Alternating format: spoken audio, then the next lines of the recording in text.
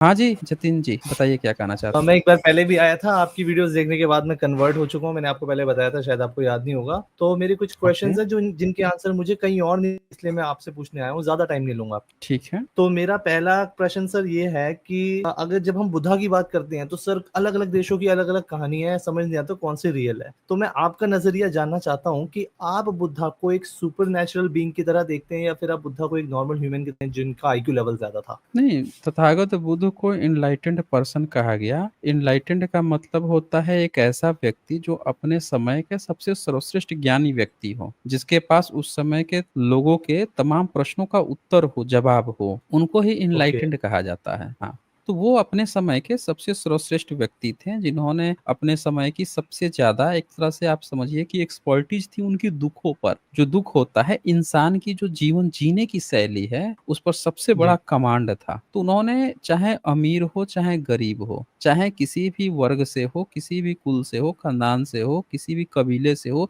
हर एक व्यक्ति पे उनका इतना गहरा रिसर्च था उसके जीवन जीने की। वो क्या शब्द बोल रहा है, इसके पीछे उसका कौन सा दुख है, दर्द है, क्या चीज चाहता है, वो सारा पकड़ लेते थे। मनोवैज्ञानिक थे एक तरह से। तो वो अपने सब समय के सबसे एक परफेक्ट ह्यूमन थे, महामानव थे वो। तो आप उसमें कुछ समझे ना? सुपरनैचुरल मानते हो या फिर आपको लगता है कि वो एनलाइटेंड थे तो मतलब देखिए, सुपर नेचुरल कौन मानता है? जो ढपोर संखी होता है, जिसके पास ना ज्ञान का अभाव होता है, जिसको लगता ओके, है कि जो चीजें हम मेहनत से नहीं हासिल कर सकते हैं, हवा हवाई गपोड़े तोलना, वो सुपर नेचुरल की बात करता है। जैसे ब्रह्मनिज्म बात करेगा, हवा हवाई गपोड़े जी, तलने लगेगा, है ना? तो जी, बुद्धिज्म में कोई सुपर नेचुरल चीजें नहीं होती हैं। बुद्धिज्म में जो नहीं है। चीज है, मानव मात्र के लिए है, इंसानों के लिए है। ओके, तो इसके अलावा जो मतलब जो भी कहानियाँ हैं जिसमें दिखाया कि उनके सर के पीछे साँप आ जाता है या फिर मारा की कहानी है कि मारा उन पे जो कर रहा था, तो मतलब उसको थोड़ा बड़ा बताया, वो उतना हद तक नहीं होगा। देखिए, वो बाद के जो भिक्षुगण हैं, उनका व्याख्याएँ हैं। और ओके, व्याख्याएँ क्या होती हैं कि जब हम जिसको अपना फ़ेवरेट मानते हैं, उसके कसीदे हम गाते हैं ना। आप यहाँ हुँ, देखिएगा कि हुँ। कई लोग आते हैं यहाँ पे, तो जब मैंने देखा कई लोगों ने मेरे ऊपर, यानी कि एसजे के ऊपर उन्होंने कविताएँ बनाई थी। तो उसमें बड़े अलंकारित ओके, वर्ड इस्तेमाल कर रखे थे। जितना मैं डिज़र्व नहीं भी करता हूँ,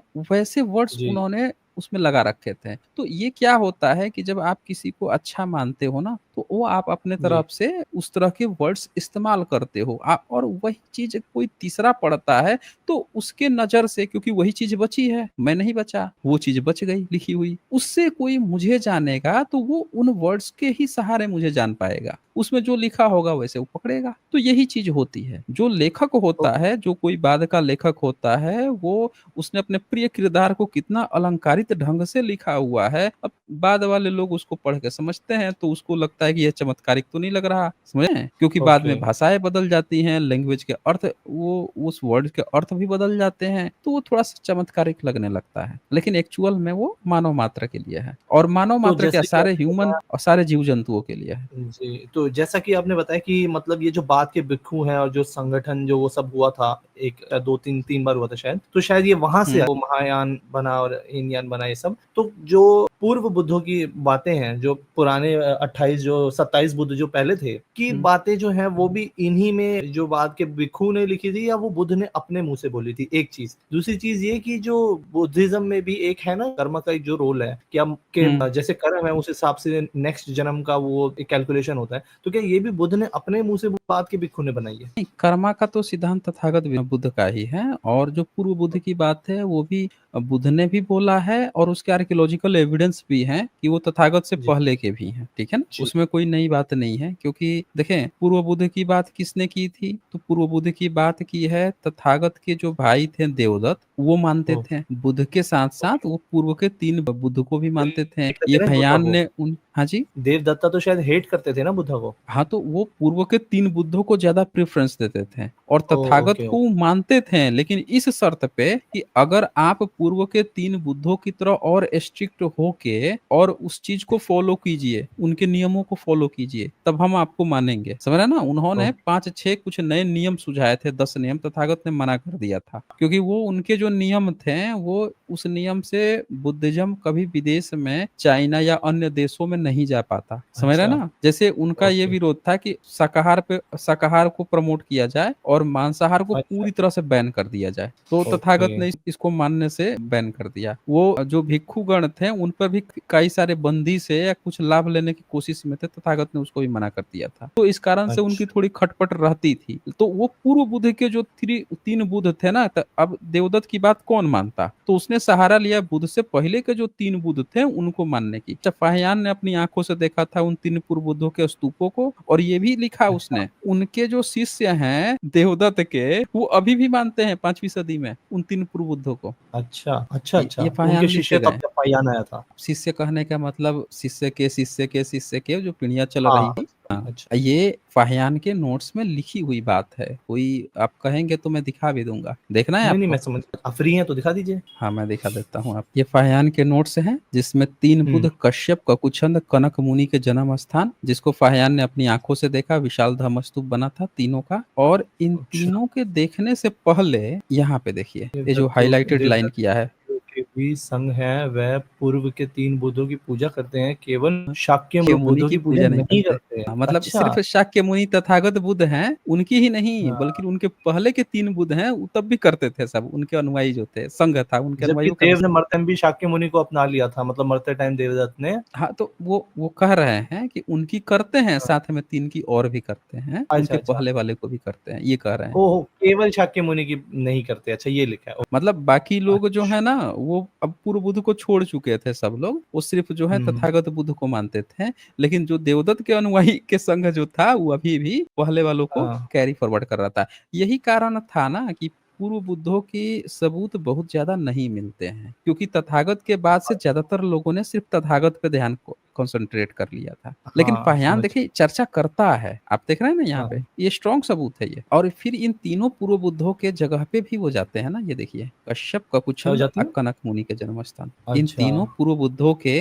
जो जन्म स्थान, वहां पे हाँ। जाते हैं, उनके स्तूपों के दर्शन करते हैं। फाहियान लिखे हुए हैं, देख लीजिए अपनी आंखों से आप। अच्छा, ओके। बट हम्म। एक बार एक स्ट्रीम में आपने कहा था कि जब मेगास्थनीज के जो इंडिकेटर्स हैं, जो सिर्फ बुक्स के थोड़े बहुत जो नोट्स बचे हैं, तो आपने कहा था कि हम्म। मेगास्थनीज ने भी मेंशन किया था उसने, और आपने कहा था कि उसने बुद्धा को बांटा या ऐसा कुछ लिखा था। तो मैंने जो हाँ हाँ, नोट्स पढ़े थे, लिखा हुआ है। जो इंडिका के जो बचे कुचे थे, मैंने, मुझे ध्यान नहीं वो किसके, क्योंकि इंडिका के भी काफी सारे वर्जन है। मैंने एक वर्जन पढ़ा था, मुझे हम्म। उसमें नहीं वो मिला था, तो मैं आपसे जस्ट कंफर्म कर रहा हूँ कि क्या उसने भी मेंशन किया था बुद्धा का। देखिए, मेगास्थनीज ने सिर्फ और सिर्फ बुद्ध का ही जिक्र किया है, न उसने अच्छा। जैन का जिक्र किया, न उसने किसी वैदिक का जिक्र किया, न राम कृष्ण, न ब्रह्मा विष्णु महेश, न वेद, न उपनिषद, किसी का जिक्र नहीं है। उसकी किताब में अगर जिक्र है तो सिर्फ और सिर्फ बुद्ध का। और उसने शमन बमन कहा, और शमन जो थे, वो समन को जब उस किताब का अनुवाद कर रहे थे, नाम उनका भूल रहा हूं मैं, तो वो जब मेगास्थनीज ने तो अनुवाद, उसमें अपनी माइथोलॉजी के भी ऐड कर दिया, उसने हरकुलिस राजा बना दिया मैं अपने इंडिका में, देखा आपने। नहीं नहीं नहीं नहीं, हरकुलिस बनाया नहीं, उसने कहा हरकुलिस की तरह। उसने ये अच्छा। बोला कि भारत में यहाँ के लोग हरकुलिस की तरह, तो हरकुलिस का मिला तो था, बुद्ध के पीछे खड़ा तो है हरकुलिस, गंधार कला मिला तो है सबूत कि हरकुलिस अच्छा। जो है खड़ा है तथागत बुद्ध के पीछे,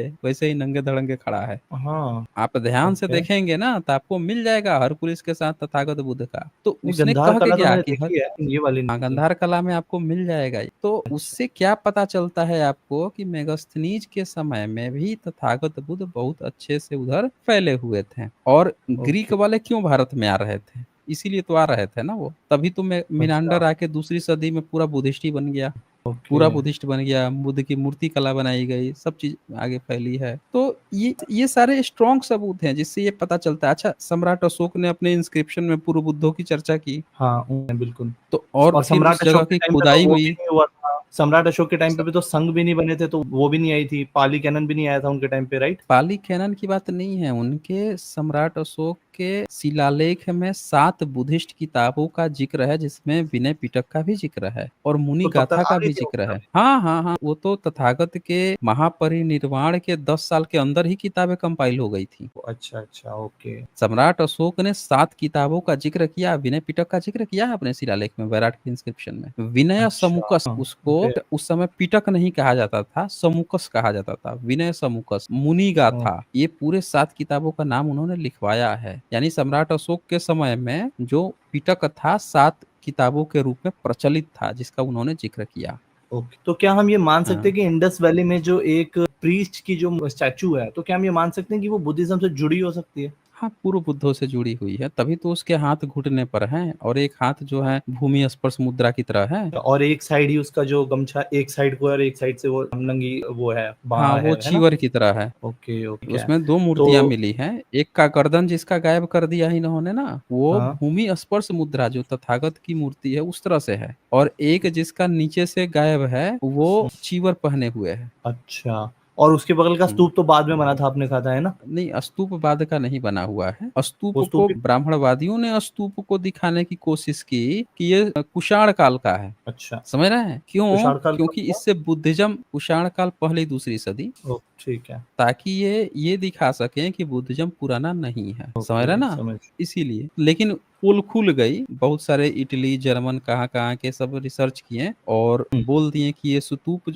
पता है वो स्तूप कैसे था? मान लीजिए कि आप कहीं जा रहे हैं, आप रेगिस्तान में या एक ऐसी जगह पे जा रहे हैं जहाँ पे कोई नहीं रहता है, कोई बस्ती नहीं है, कुछ भी नहीं है और वहाँ पे आपको एक स्तूप दिखाई दे रहा है, ठीक है? तो आप जी। सोचते हैं यार ये वीरान जगह पे स्तूप क्यों है? अगर ये स्तूप होता तो अगल-बगल में और भी कई सारी चीज़ें होती। यहाँ पे जहाँ-जहाँ हाँ, स्तूप बनाते थे बुद्धिस्ट लोग, बट वो वहाँ पे ना ना बहुत मिट्टी के दफन। एक तालाब बनाते थे। अगल-बगल भिक्षु संघाराम बनाया जाता था रहने के लिए। तो वो हाँ, क्या हाँ। देख रहे हैं कि यहाँ कुछ भी नहीं है, सिर्फ़ ये स्तूप है। तो वो देखते-देखते खुदाई हुआ इन हाँ, 22 में, 1922 में। जब अच्छा, खुदाई ओके। हुआ तो क्या देखा जा रहा है, उसके नीचे तो खोदते जा रहे हैं, स्तूप तो बड़ा ऊँचा-सा है। खोदते जा रहे हैं, नीचे पूरी सिंधु घाटी सभ्यता मिल रही है। यानी कि वो हुँ, हुँ। स्तूप जो है अलग से नहीं बनाया गया था। अगर अलग से बनाया अच्छा, जाया होता ऊपर से, तो उसके अगल-बगल बुद्धिस्ट लोग होते। ब्राह्मणों ने क्या फैलाया था कि ये स्तूप ना कुषाण ने बना दिया था। अबे कुषाण ने बनाया होता तो अगल-बगल कुषाण ने और भी तो कुछ बनाया होता, या जंगल-झाड़ में जाके एक स्तूप बना के छोड़ के भाग गया था। हाँ, ये भी बात है।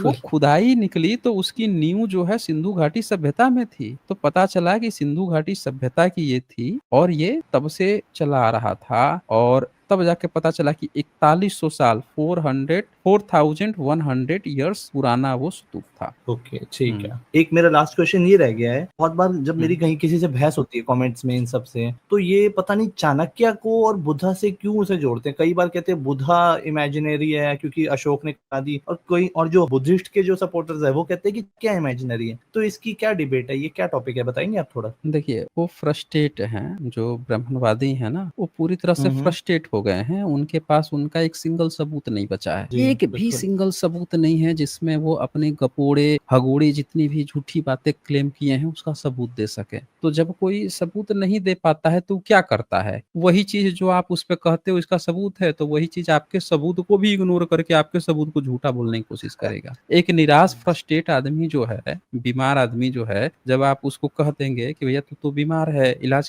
करा। अब वो आपसे चिढ़ हुँ, हुँ। गया है, तो क्या कहेगा? तुम ही बीमार हो। आप भले ही स्वस्थ हैं, लेकिन आपको भी क्या कहेगा? तुम ही बीमार हो। तो ये चिढ़े हुए बट लोग ये हैं जो जो चाणक्य वाला जिनका टॉपिक है, मैंने शायद आपके मुँह से भी हुँ। सुना है कि चाणक्य रियल नहीं है, चाणक्य इमेज ये सच है ऐसा कुछ? नहीं, वो तो काल्पनिक है ना, वो तो काल्पनिक चीज़ है। चाणक्य का कुछ लेना-देना ही नहीं है। पहली बात तो चाणक्य ओह! नाम ही नहीं था उस समय। चाणक्य तो जो नाम जो चंद्रगुप्त है, मौर्य ना वो? नहीं, चंद्रगुप्त मौर्य से कुछ भी चाणक्य का लेना-देना नहीं है, वो दोनों से कोई मतलब ही नहीं है। आप भारत का इतिहास देखिए, कैसे है भारत का इतिहास। हाँ। 1837 से पहले सम्राट अशोक के पिलर को जब लगभग 1774-75 के करीब में हुँ, बंगाल प्रेसिडेंसी के वो थे, मुख्य हुँ, न्यायाधीश थे जोन्स विलियम। उनके सामने ये जो केस आया, उनका इंटरेस्ट था, तो उन्होंने हुँ, सम्राट अशोक के जो लिपि थी, मतलब स्तंभ हुँ, था, उसका नकल लिखवाया कॉपी पे और ओके। लिखवा के उसको बोला कि भारत में यहाँ की प्राचीन भाषा जानने वाले कौन-कौन विद्वान हैं, सबके पास भिजवाओ। हुँ, तो सब लोगों वो ने, ब्राह्मण थे। ब्राह्मणों ने कहा कि काशी के पंडे जो हैं वो बताएँगे भाई, उनसे ज़्यादा हुँ, ना प्राचीन भारत की कोई नहीं जानता है। तो सारे ब्राह्मणों अच्छा। ने रिकमेंड किया कि काशी के विद्वानों के बीच में भेजा जाए। तो जॉन विलियमसन हाँ। जो न्यायाधीश थे बंगाल प्रेसिडेंसी के, बंगाल ही उस समय भारत की राजधानी कही जाती थी, तो हुँ। उन्होंने भिजवाया। तो सारे ब्राह्मणों ने इनकार कर दिया, हाथ खड़े कर दिए। एक पंडा बैठ गया, मैं बताऊँगा इसका भाई, मुझे जानकारी है। हुँ। और उसने एक मोटी-सी किताब लिखी जिसमें बताया कि ये भीम की गदा है। ओके। हाँ, हाँ, वो आपने मतलब बताया आप इंटरेस्टिंग था सोचिए ये आपने। 18वीं सदी तक पंडा जो है भीम की गदा बोल रहा है, सम्राट अशोक हुँ। के। अब ये पंडे जिनको ये नहीं पता है कि वो भीम की गदा है, लिखी उस पर जो लिखी हुई लिपि है उसको उसको ये लिपि का नाम वो तक भी नहीं पता। और वो भी समझ कह रहे दिया था कि हैं? भीम के वापस कोई कहानी है, बन भीम से जोड़ दिया था बनवास उसने। में हाँ, बनवास वो आए थे ना, तो बनवास से संबंधित बातें लिखी हुई हैं उनके, महाभारत के। हुँ, महाभारत कालीन है ये, ठीक है? हुँ। तो बताइए कि जिनको 1837 तक ये बात पता नहीं थी, 1837 में जेम्स प्रिंसेप पढ़ते हैं तब पता चला कि ये संस्कृत नहीं पाली-प्राकृत में लिखा है, ठीक है? हाँ, अच्छा, वो पाली-प्राकृत डिकोड में कैसे हुई लिखा है, होगी? वो डिकोड इसलिए हो गई थी कि लिपि तो बहुत पहले, उनसे भी पहले 1818 में जेम्स फ्लीट ने पढ़ लिया था ना गुप्त वंश का लिपि। ओह! ओके, वो पहले उससे पहले ही थी। हाँ, 1818 में गुप्त उल्टा पढ़ा गया है ना, पहले पाल वंश पढ़ा अच्छा। गया, फिर गुप्त वंश का पढ़ा गया, गुप्त वंश के बाद से हुँ। सम्राट अशोक का पढ़ा गया। तो उल्ट ओके। हुआ क्या कि ब्राह्मणों ने फैला रखा था कि संस्कृत सबसे पुरानी है, तो गुप्त वंश को हुँ। संस्कृत समझ के पढ़ लिया गया, ठीक अच्छा। है? तो उसका अर्थ जी, भी संस्कृत की तरह निकाल लिया गया, तभी नहीं हिंदू-हिंदू चिल्ला रहे हैं सब। हिंदू जी। चिल्लाने का पीछे कारण क्या है? उसको संस्कृत समझ के पढ़ा गया। अच्छा, अब क्या हुआ कि सम्राट अशोक के भी लिखावट को संस्कृत समझ के पढ़ा जा रहा था, क्योंकि अंग्रेजों को जॉन्स विलियम्स से लेकर हर एक अंग्रेज को ये बिलीव था कि ब्राह्मण सही बोल रहा है कि संस्कृत ही दुनिया की सबसे पुरानी भाषा है, भारत की भी। अच्छा। तो वो संस्कृत समझ के पढ़ते थे तब कहाँ से समझ पाएँगे? जब जेम्स अच्छा। प्रिंसेप ने उसको अलग भाषा मान के पढ़ने की कोशिश की, तब पता चला हुँ। कि ये संस्कृत की अलग भाषा है। वो संस्कृत की तरह सब फ़ेल हो जाते थे, मतलब ही नहीं निकलेगा ना, वो थी ही नहीं वो, कुछ और थी। तो नहीं तब वैसे पता चला। जिसने भी आपने बताया, तो क्या इसका हुँ, कहीं हुँ। कुछ ट्रांसलेशन कुछ मिला था? कैसे मिला था? कैसे डिकोड हुई थी पाली भाषा? पाली तो भाषा का ब्राह्मणी डिकोड के लिए श्रीलंका के भिक्षुओं ने काफ़ी मदद की थी। ओके। श्रीलंका अच्छा। के बहुत सारे भिक्षु लोग जो थे, जिनको पाली में थोड़ा बहुत ज्ञान था, और पाली हुँ। के जो लोग चले आ रहे थे, उनसे काफ़ी हेल्प मिली थी। उससे जाके हुआ था। फिर क्या हुआ था ना कि उसी समय श्रीलंका से एक किताब आई थी महावंश, ठीक है? तो उस ओके। महावंश किताब में एक नाम था चंद्रगुप्त का, ठीक हुँ, है? हुँ। चंद्रगुप्त अच्छा। था उसमें, और वो पाली ओके। की किताब थी। तो वो चंद्रगुप्त का गुरु था चणक्को, को गुरु भी नहीं था, गुरु भी नहीं था वो सिर्फ़ पुरोहित था जिसने उनका राज्याभिषेक कराया था। अच्छा, तो क्या ये तो इन चाणक्य का लोगों रेफरेंस ने, तो नहीं है? आप सुन लीजिए, चाणक्य लिखा हुआ हुँ। था, और वो किताब थी वहाँ की 10वीं-11वीं सदी की किताब है, जिसमें ओके। 6ठी-7वीं सदी के राजाओं का भी वर्णन है। उसमें लिखा था हुँ। कि बुद्ध जो है 3 बार श्रीलंका गए हैं। मतलब कई अच्छा। सारी ऐसी बातें लिखी थी जो बिलीव करने हुँ। योग्य नहीं थी। उस हुँ, हुँ। किताब में पहली बार ये लिखा हुआ मिला कि चंद्रगुप्त जो राजा थे, उनको हुँ। चाणक्य ने राज पुरोहित जो था उसने वो किया। अब 11वीं सदी की इस किताब को लेकर ये अपना-अपना बाप बनाने बैठ गए। चाणक्य को चाणक्य बना दिया गया, समझ रहे हैं? जी। और चंद्रगुप्त को वो बना लिया गया। चंद्रगुप्त को ही बाप बनाने की कोशिश हुई। अब यहाँ पे ये 1837 में जेम्स प्रिंसेप ने पढ़ा, और 1870 आते-आते भारतेंदु हरिश्चंद्र एक हिंदी अनुवाद करता है उसका, चाणक्य क्या नाम है उसका जो नाटक था उसका? चाणक्य चंद्रगुप्त का। हाँ, हाँ, यही था, चाणक्य नाम से था शायद? ऐसे ही कुछ नाम था उसका, तो उसका अनुवाद हुँ। करता है वो, ठीक है? और चाणक्य और कौटिल्य के नाम पे लाया जाता है। मतलब हाँ। कौटिल्य और चंद्रगुप्त के नाम पे लाया जाता है, फिर अर्थशास्त्र लाया जाता है। तो इनको अभी भी इस चीज़ का आइडिया नहीं है कि वो अभिलेख जो है चंद्रगुप्त का नहीं है। ये फिट कर रहे अच्छा। थे, ये सोच रहे थे कि कहीं ये अभिलेख ना चंद्रगुप्त का होगा, ठीक है? हुँ। तो हम क्या करेंगे, ये दिखा देंगे कि इसका गुरु चाणक्य था, चाणक्य तो हमारा ब्राह्मण था, तो हमारा तो हड़प लेंगे हम इसको। इनको आइडिया नहीं हुँ। था। लेकिन क्या हुआ कि 1915 में एक मास्की का अभिलेख मिला, और हुँ। वहाँ से पता चला कि जो अभिलेख में राजा ने लिखवा रखा था, राजा अशोक, अपना नाम लिखवा रखा था। अब पता चला कि तो सम्राट अशोक का है, तब तक इनकी पूरी की पूरी चंद्रगुप्त और चाणक्य स्थापित करे थे, पूरा पानी फिर गया इनका, सारा पानी हुँ, फिर हुँ। गया इनका। ये अच्छा। 1905 में कौटिल्य का अर्थशास्त्र भी ले आए थे, लेकिन 1915 में पता चल गया कि अच्छा वो तो चंद्रगुप्त था ही नहीं, ये तो अशोक थे सम्राट। अब ये इनका पूरा किरा कराया पे पानी फिर गया। तो ये पूरी तरह से स्थापित कर रहे थे कि हम क्या करें कि चंद्रगुप्त का बाप बना दें एक ब्राह्मण को, मतलब गुरु बना हुँ, दें हड़प लें हम। लेकिन वो इंस्क्रिप्शन से ही निकल गया सम्राट अशोक का। बस यहाँ पे ये लोग फँस गए। Okay, okay. ये कहानी अब जब इन्होंने जो कौटिल्य का अर्थशास्त्र लेके आए थे, तो उसको उस समय एक थे डॉक्टर जॉली, एक अंग्रेज थे जो विद्वान थे हुँ, भारत के संस्कृति कला के, उनको वो किताब दी गई हुँ, कि आप ये जो लेके आए हैं पढ़ के बताइए कितना साल पुराना है। उन्होंने पूरा स्टडी किया और स्टडी करके बोल दिया कि ये किताब जो है पिछले 1000 साल के अंदर की लिखी हुई है। इसमें कोई भी ऐसी बात नहीं है जो हम 14वीं सदी से पहले ले जा सकते हैं। फर्जी करार दे दिया उन्होंने कि अगर कोई कह रहा है कि यह 2400 साल पुरानी है, टोटल फर्जी और बकवास चीज़ है। ये मुश्किल से 14वीं सदी से पहले की भी नहीं है। उन्होंने जाली करार दे दिया अच्छा। था। वो किताब आज ये लेके बैठ के चारों बगल घुमा-घुमा के बाप बनाए पड़े हुए हैं।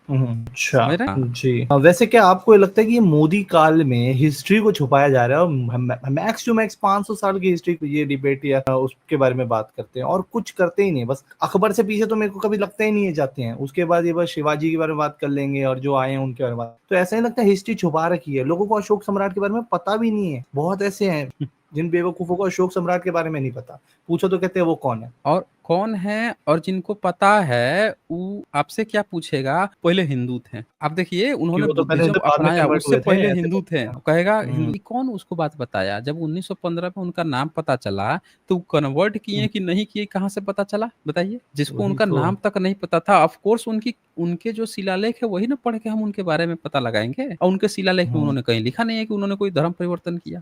जी। वो शुरू से ही बुद्धिस्ट थे। फाहियान आके जब लिखता है, त्रिपिटक ये बात लिखता है कि मौर्यंस जो हैं बुद्ध के समय में ही सब बुद्धिस्ट थे। तो ये हुँ, झूठी बात प्रोपेगेट करने वाला चंद्रगुप्त खुद बुद्धिस्ट थे। मेगास्थनीज की इंडिका में लिखा है ना कि चंद्रगुप्त अपने हुँ, राजा जो है समन लोगों से सहायता लेते थे रिचुअल फंक्शन के लिए। अपने दूत भेजते थे जंगलों में, जो जंगल में समन रहते थे, उनसे बातचीत हुँ, करते थे और उनसे करके अपना रिचुअल फंक्शन करते थे। तो शमन लोगों को हुँ, उसने लिख भी रहा है कि समन लोग बुद्धिस्ट कहा जाता था, बुद्ध के अनुयायियों को समन कहा जाता था। ये भी तो लिख रहा है उसमें। अच्छा। और मेगास्थनीज के समय का राजा चंद्रगुप्त ही है ना, और कौन है? हुँ, अच्छा, हाँ, ओके। मेगास्थनीज के तो टाइम का। और वो लिख रहा है कि राजा जो है अपना कोई भी फंक्शन शमन लोगों से हुँ, लेता था, सहायता लेता था। लिखी हुई बात है, अच्छा। कोई वो नहीं है ये। तो एक लास्ट क्वेश्चन मेरा ये रह गया कि कुछ दिन हुँ, पहले मैंने स्ट्रीम देखी थी केदारनाथ के ऊपर, तो मेरे को हुँ, आज तक ऐसा प्रूफ नहीं मिला और although I am a Buddhist now, मेरे को आज तक ऐसा प्रूफ नहीं, मेरे को ऐसा लगे कि हाँ सच में केदारनाथ या तो पूरे तरीके से उन्होंने चेंज कर दिया केदारनाथ को कि वो बुद्धिस्ट था, उसका मेरे को कोई ऐसा प्रूफ नहीं मिला। आपने भी दिखाया है या ध्यान से नहीं दिखाया, मेरे को प्रूफ मिला नहीं। बस हाँ उसके ऊपर की जो चोटी है वो है बुद्धिस्ट टेम्पल्स की चोटी जैसी लगती है। देखिए, केदारनाथ के बारे में राहुल संकृत्यायन उर्फ केदारनाथ पांडे ने बड़े डिटेल्स में लिखा है, ठीक है? उन्होंने लिखा है कि केदारनाथ की जो दीवाल है, भीतर जो है, तो उसमें एक इंस्क्रिप्शन था और वो इंस्क्रिप्शन 13वीं सदी का था। ब्राह्मणों को पढ़ने नहीं आता था, यानी ब्राह्मणों ने 13वीं सदी के बाद उस पे कब्जा किया है। ओके। और उसके भीतर की दीवार पे जो इंस्क्रिप्शन था, तो ब्राह्मण के पंडों को ये बात अच्छी तरह से पता थी कि ये उनका नहीं है। तो राहुल संकृत्यायन ने अपने किताब हिमालय परिचय में लिखा है, जहाँ मैंने केदारनाथ ना उसको देखिएगा ध्यान से। हम्म, उसमें उन्होंने क्या किया कि ये क्या करते थे, उनकी आदतें देखी लोग क्या करते थे कि दिया हम्म, जलाते थे और हम्म, दिया जलाने के बाद और ये बोलते हैं कि वहाँ पे कोई शिवलिंग नहीं है। हमको बताया गया था कि शिव जी का है तो शिवलिंग होगा। बोल रहे हैं कोई शिवलिंग नहीं है हम्म, केदारनाथ। आज तक नहीं और है। ये हाँ, आज तक नहीं है। और ये क्या करते थे कि वहाँ पे दिया जलाते थे और जो घी होता था, वो सारा पंडा लेके और जो इंस्क्रिप्शन लिखा था, उस पे हाथ से पोंछता था। अच्छा। ये हिमालय परिचय में उन्होंने लिखा है। फिर क्या कहते हम्म, हैं कि लगातार ऐसा करने से जो इंस्क्रिप्शंस था वो मिट गया था या उसके ऊपर घी की लेयर चढ़ गई थी जो इतनी मोटी और तगड़ी थी कि उसको हाथ से खुरच के या किसी चीज से खुरच के निकलती नहीं थी। तो मैंने वहाँ के पंडों को कहा, वो खुद पंडित हैं, पंडों में घुस गए। तो उन्होंने क्या हम्म, कहा उनसे, मैं इसको पढ़ के बता सकता हूँ। अब वो ओके। जो पंडित हैं, सारे पंडों को क्या बिलीव है कि तो हमारा है, हमारा है, समझ रहे ना? तो उन्होंने कहा जी। कि चलो ये भी अपना ही पंडा आदमी है, बता देगा, सही बात बताएगा, देख लिया जाएगा क्या होगा। और कोई दूसरा कोई हम्म, थोड़े है, ये अपना ही आदमी है, अपनी जाति का है, ये कोई कोई गलत थोड़े बताएगा। हम्म, तो उन्होंने कहा एक काम करो तुम लोग, साबुन गर्म पानी ले आओ, साबुन लाओ, इसको धुलो पहले, साफ करो इसको। तो कह रहे हैं मैंने अच्छा। बहुत खोदा, साफ करने की कोशिश की, लेकिन उतना तो नहीं साफ हुआ, लेकिन जितना भी साफ हुआ तो उसके इंस्क्रिप्शंस को देखकर कुछ-कुछ अर्थ मैं निकाला जो कि तिब्बती इंस्क्रिप्शंस था। ओह! समझ रहे हैं? उन्होंने कहा हाँ, तिब्बती इंस्क्रिप्शन था, उसकी तरह अक्षर मिल रहे थे। और फिर उन्होंने उसी में क्या कहा कि जो मंदिर बनाए थे ना दीवाल, उसके परिसर को उन्होंने कहा मैंने बड़े ध्यान से देखा चौखट वगैरह में, तो वहाँ पे तिब्बती इंस्क्रिप्शन कोई लोग दीवाल बना दिए थे तोड़-ताड़ के। मतलब वो बुद्धिस्ट का था, तिब्बती बुद्धिस्ट लोगों का था और इन लोगों ने क्या किया था, उसको कब्ज़ा किया था जब ना, तो तोड़-फोड़ की थी, सारी चीज़ें इसीलिए पढ़ नहीं पा रहे। कई सारे तिब्बती इंस्क्रिप्शन को उस दीवाल में भी जोड़ लिया था इन्होंने, जो केदारनाथ पांडे हाँ। लिखे हैं उसमें। अच्छा, ये समझ गया। ये है। ओके। तो वैसे मैं ठीक है एक फिर। लास्ट आपसे माँगूँगा, हाँ, बस एक सजेशन आपसे माँगूँगा, वो ये हुँ, कि सर जैसे कि अब इन्होंने कब्ज़ा किया है, ठीक है? जैसे कई बार कहते हैं ना ज़हर को ज़हर ही मारता है। तो अब क्या हुँ। हम लोगों के पास यही रास्ता है कि हम अपना एक खुफिया संगठन बनाएँ, नाक के नीचे रह के काम और मतलब क्योंकि करने वाले तो मिल जाएँगे, जो सच में दिल से चाहेंगे हुँ। वो भी मिल जाएँगे। तो एक खुफिया संगठन बना के इस पे काम किया जाए, तभी बढ़ेगी तभी लोगों की आँखें खुलेंगी, तभी वापस लोग घर वापसी होगी लोगों की। इस पे ऐसा काम करना चाहिए, क्या कहते हैं आप? ये सब पब्लिक में डिस्कशन करने वाली चीज़ें नहीं होती है जतिन जी, बिल्कुल सही ठीक है? बात है, सही ये बात है। काम करना है तो करना ही पड़ेगा जैसे भी, क्योंकि हमारा कल्चर है ना। हमें अपने जी, कल्चर बिल्कुल। को, अपने देश को बचाने के लिए जब सेना में शामिल होके जान दे सकते हैं बॉर्डर पे, तो भीतर बचाने के लिए क्या करना है, क्या नहीं करना है, तो डिसीज़न तो लेना पड़ेगा ना फिर। बिल्कुल, ठीक ठीक है है। सर।